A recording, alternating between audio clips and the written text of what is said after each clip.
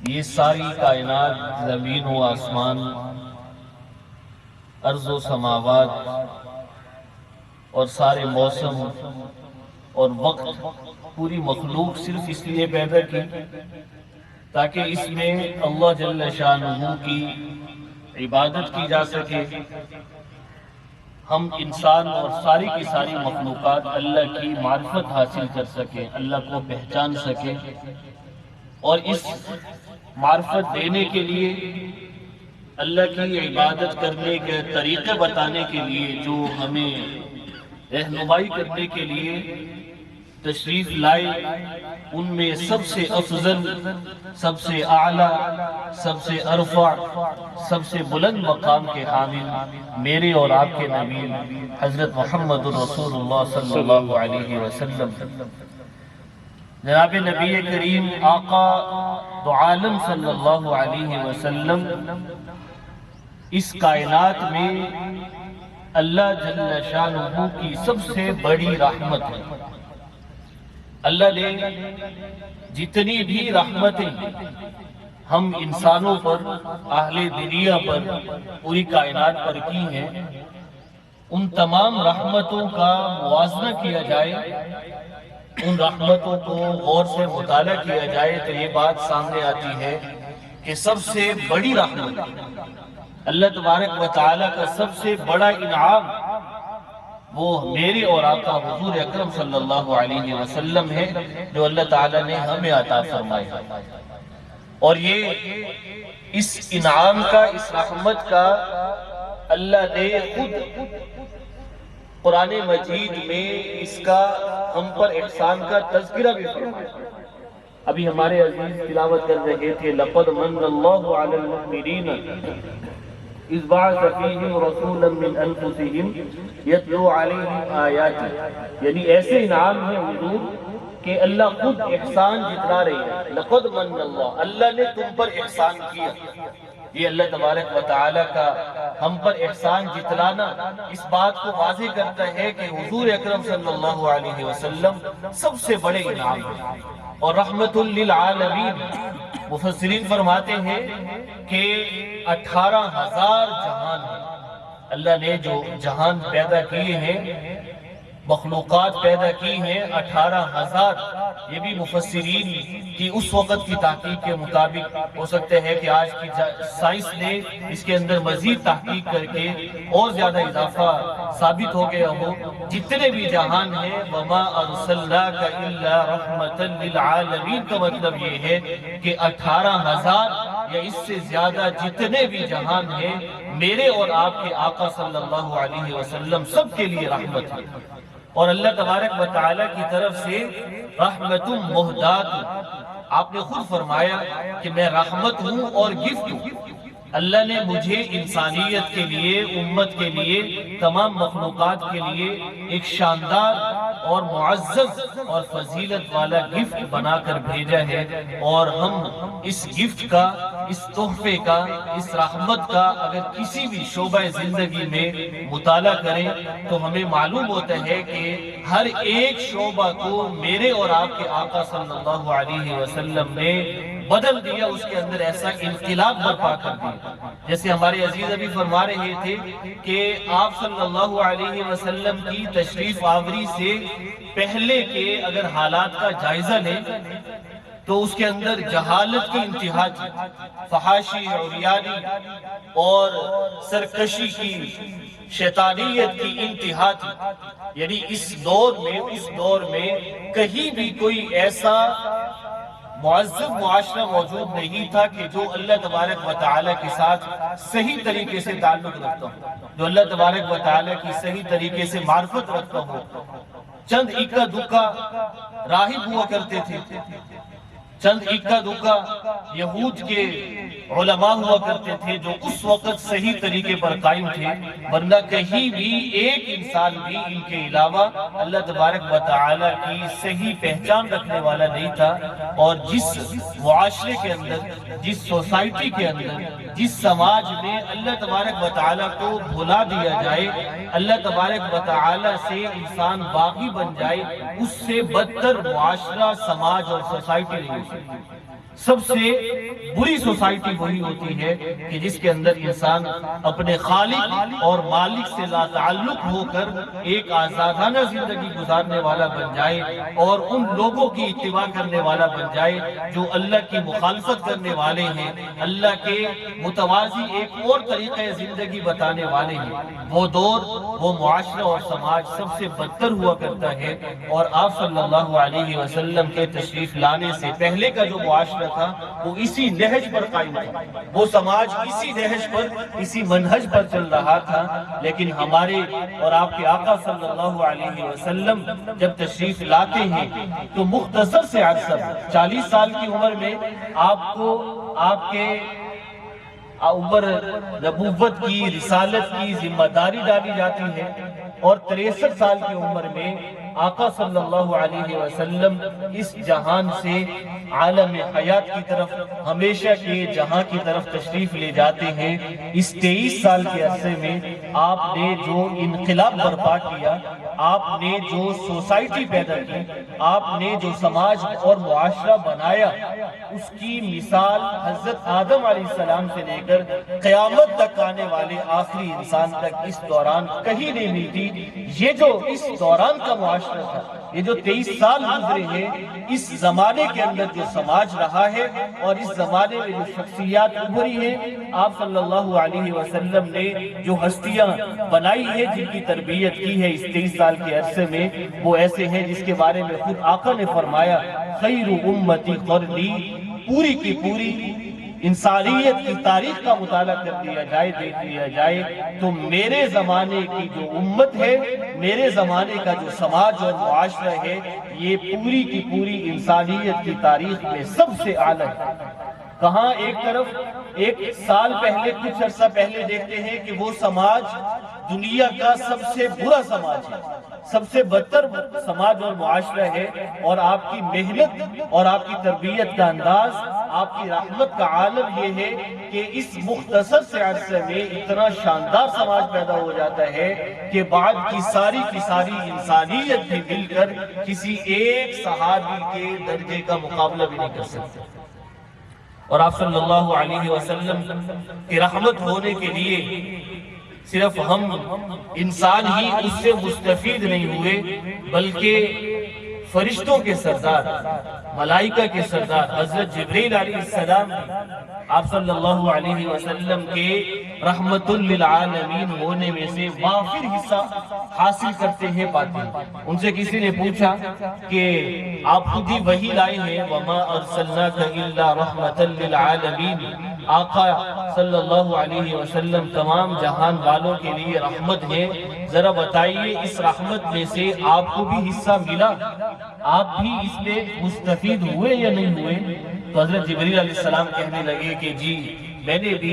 حضور اکرم صلی اللہ علیہ وسلم کی رحمت میں سے ایک وافر حصہ حاصل کیا۔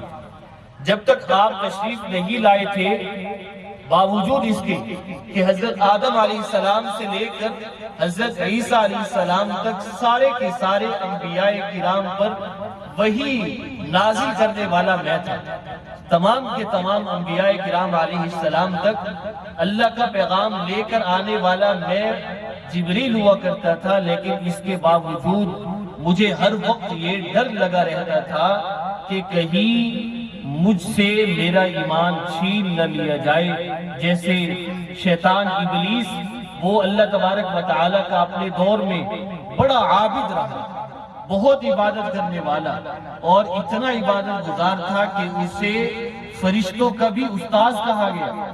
کوئی دنیا کے اندر روئے زمین میں کوئی ٹکڑا ایسا نہیں تھا کہ جس میں اس نے عبادت کا سجدہ نہ کیا ہو، لیکن ایک نافرمانی کی وجہ سے حضرت آدم علیہ السلام کو سجدہ کرنے کے حکم پر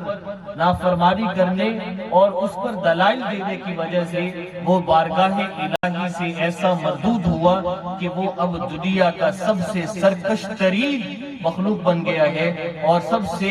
زیادہ وہ ذلیل اور رسوا ہو کر رہ گیا ہے، اس طرح وہ مردود ہوا۔ تو ہمیں بھی یہ ڈر لگا رہتا تھا کہ کہیں ہمارا حشر وہی نہ ہو جائے، لیکن جب رحمت للعالمین صلی اللہ علیہ وسلم تشریف لاتے ہیں اور آپ پر میں قرآن مجید کی وحی لے کر آنے لگتا ہوں، تو قرآن مجید کے 23 سال کے عرصے میں بہت سے وحی اور بہت سی آیات لانے کے دوران ایک آیت ایسی بھی آتی ہے، ایک آیت ایسی بھی نازل ہوتی ہے، اس آیت میں میرا تذکرہ ہے، میرے فضائل کا تذکرہ ہے، اور وہ آیت سن کر مجھے یقین ہو جاتا ہے کہ انشاءاللہ تعالی میں اللہ تبارک و تعالی کا ہمیشہ مطیع اور فرما بردار بندہ بن کر ہی رہوں گا، اور اسی حالت میں میری وفات ہوگی اور میرا حشر برا نہیں ہوگا۔ وہ آیت کیا تھی؟ آپ صلی اللہ علیہ وسلم کو اللہ تعالی نے وحی نازل کی میرے متعلق، جبریل کے متعلق، ذی قوت عند ذی العرش مکین، یہ ایسے فرشتے ہیں جو عرش والے کے ہاں بہت بلند مقام رکھتے ہیں، مطاع اطاعت گزار ہے، فرما بردار ہے، سماعین امانت دار ہے، دیانت دار ہے۔ یہ آیت سننے کے بعد مجھے یقین ہو گیا کہ میرا حشر صحیح ہوگا، میرا ایمان پر خاتمہ ہوگا۔ یہ جو اتنا بڑی تسلی ملی ہے مجھے، اتنا بڑی خوشخبری ملی ہے، یہ مجھے رحمت للعالمین صلی اللہ علیہ وسلم کی رحمت میں سے ملی ہے، ان کی برکت سے ملی ہے۔ تو معلوم ہوتا ہے کہ آپ صلی اللہ علیہ وسلم کی رحمت کا دائرہ کار فرشتوں کے سردار حضرت جبریل علیہ السلام تک بھی پھیلا ہوا ہے، اور آپ نے جو سوسائٹی بدلی ہے، جو معاشرہ بدلا ہے، اس کی ایک مثال ایک واقعہ کی صورت میں عرض کرتا ہوں۔ ایک شخص آتے ہیں حضور اکرم صلی اللہ علیہ وسلم کی خدمت اقدس میں اور آ کر درخواست کرتے ہیں، یا رسول اللہ میری بھی مغفرت ہو سکتی ہے، میں نے بہت بڑا جرم کر لیا ہوا ہے، زمانہ جاہلیت میں اتنا بڑا جرم کیا کہ اس کی مثال نہیں ملتی۔ آپ صلی اللہ علیہ وسلم نے فرمایا کہ جی ہاں، اسلام قبول کرنے سے سارے کے سارے جرائم معاف ہو جاتے ہیں، تو آپ کا جتنا بھی بڑا جرم ہو اللہ تبارک و تعالی اپنے فضل و کرم سے اسے معاف کر دیں گے۔ وہ کہنے لگا، یا رسول اللہ میرا جرم بہت بڑا ہے، بہت بڑا جرم ہے۔ آپ نے اس سے پوچھا کہ بھائی کیا جرم کر لیا تھا تم نے؟ تو وہ کہنے لگا کہ آپ کے تشریف لانے سے پہلے، آپ کے اعلان نبوت سے پہلے ہمارے خاندان میں، ہماری سوسائٹی میں یہ رواج تھا کہ جب کوئی بچی پیدا ہوا کرتی تو ہم اس بچی کو زمین میں زندہ دفن کر دیا کرتے تھے، اس خوف سے کہ کہیں اس بچی کا رشتہ مانگنے کے لیے ہمارے گھر کے دروازے پر کوئی مرد نہ آ جائے۔ یہ ہماری غیرت کے خلاف بات ہوا کرتی تھی، اس لیے ہم نے یہ رواج اور رسم اپنا لی تھی کہ جو بھی بچی پیدا ہوتی اسے ہم زمین میں زندہ دفن کر دیا کرتے تھے۔ اور اسی رواج کے تحت میرا بھی عزم تھا، اس دوران میری بیوی کو پریگننسی ہوئی اور میں اس دوران سفر پر جانے لگا۔ میں نے اسے وصیت کی کہ اگر بیٹا پیدا ہو تو اس کی آپ نے پرورش کرنی ہے، اس کی تربیت کرنی ہے اور اسے کھلانا اور پلانا ہے، لیکن اگر بیٹی پیدا ہوئی تو ہمارے خاندانی رواج کے مطابق اسے تم نے زمین میں زندہ دفن کر دینا ہے، اسے زندہ نہیں رکھنا، کہیں یہ ہمارے خاندان کے رسم و رواج کے خلاف نہ بات چلی جائے اور میری ناک نہ کٹ جائے۔ اور یہ کہہ کر میں اسے چلا گیا سفر پر۔ ایک طویل عرصے کے بعد، سال دو سال کے بعد جب میں واپس آیا تو میں نے گھر میں دیکھا کہ گھر میں ایک بچی چہک رہی ہے، وہ پھر رہی ہے، اور اس وقت اس کی عمر ایسی ہو چکی تھی کہ جس میں بچہ بولنے لگتا ہے اور کچھ وہ چلنے کی کوشش کرنے لگتا ہے۔ یہ وہ عمر ہوتی ہے کہ جس میں بچہ اپنے والدین کو، گھر کے لوگوں کو بہت پسند ہوتا ہے، بہت پیارا لگتا ہے۔ میں نے جب اسے پہلی نظر دیکھا مجھے یقین ہو گیا کہ یہ میری ہی بچی ہے، اور فوراً اس کی محبت میرے دل میں گھر کر گئی۔ میں نے فوراً یہ عزم کر لیا، تہیہ کر لیا کہ اپنے خاندانی رسم و رواج کو یہاں سے میں کاٹ دوں گا اور اسے میں زندہ دفن نہیں کروں گا، اور میں اپنی بچی کو اپناؤں گا، یہ میری بہت پیاری بچی ہے۔ اس عزم کے تحت میں نے اس بچی کو اپنے گھر پہ رکھا، باہر نہیں لے کر جاتا تھا کہ کہیں باہر کے لوگ اسے دیکھ کر مجھے اس بات پر گمراہ نہ کر دیں کہ بھائی تم بھی اپنے خاندانی رسم و رواج پر عمل کرو۔ گھر کے اندر میں اس کو اپنے ساتھ رکھنے لگا، وہ میرے ساتھ مالوس ہو گئی اور میری آنکھوں کا تارا بن گئی، میرے دل کا ٹکڑا بن گئی، میرے جگر کا ٹکڑا بن گئی۔ میں اس سے محبت کرنے لگا، وہ مجھے بابا اور ابو اور ابھی کہہ کر پکارنے لگی۔ ہم ایک دوسرے کے لیے لازم اور ملزوم ہو گئے. میرا اس کے علاوہ ٹائم نہیں کٹتا تھا. وہ ہر وقت میرے ساتھ رہتی تھی. یہاں تک کہ ایک دن ایسا آیا کہ میری بچی کہیں باہر نکل گئی. باہر جا کر اس نے دیکھا لوگوں نے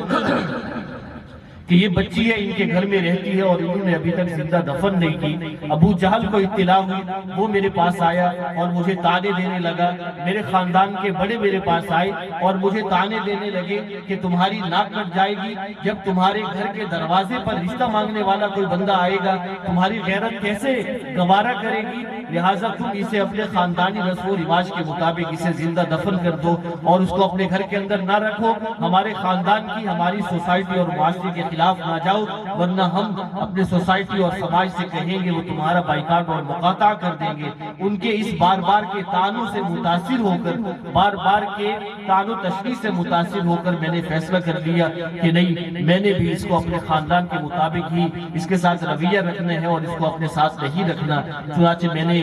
دل کے اندر یہ فیصلہ کر لیا. دل کیا تھا؟ دل تو ختم ہو چکا تھا. دل کی جگہ ایک پتھر کا ٹکڑا آ چکا تھا. اس پتھر کے ٹکڑے نے یہ فیصلہ کر لیا کہ آج کے بعد میں نے اس پیاری بچی کو اپنے گھر میں ساتھ نہیں رکھنا. میں گھر میں گیا, اس کی والدہ کو کہا اس کو تیار کرو, میں اس کو ماموں کے گھر لے کر جاتا ہوں. بچوں کو ننیال بہت پیارے ہوتے ہیں. جیسے ہی اس نے یہ خبر سنی کہ میں ماموں کے گھر جانے لگی ہوں, وہ خوشی خوشی تیار ہوئی, بہت خوبصورت کپڑے پہنے اور خوشی سے چہکنے لگی. میرے ساتھ چپٹ گئی اور جا کر میرے ساتھ فوراً تیار ہو گئی. میں نے گھر سے باہر ایک کدال چھپا کر رکھی ہوئی تھی. میں گھر سے باہر نکلا, بچی کو اپنے ساتھ سینے سے چمٹایا اور باہر جا کر اس کو اپنے ساتھ اتار دیا اور اس کو کہا کہ میرے ساتھ ساتھ چلو. کدال میں نے چھپا لی, وہ چھپا کر اپنے ساتھ رکھ لی. وہ بیچاری جانتی ہی نہ تھی کدال کیا ہوتی ہے, کس کام کے لیے ہوتی ہے. اور اس دوران سفر کرتے کرتے میں جب جنگل کے اندر پہنچا اور وہاں جا کر میں نے کدال سے زمین کھودنا شروع کی تو وہ بچی میری مدد کرنے لگی.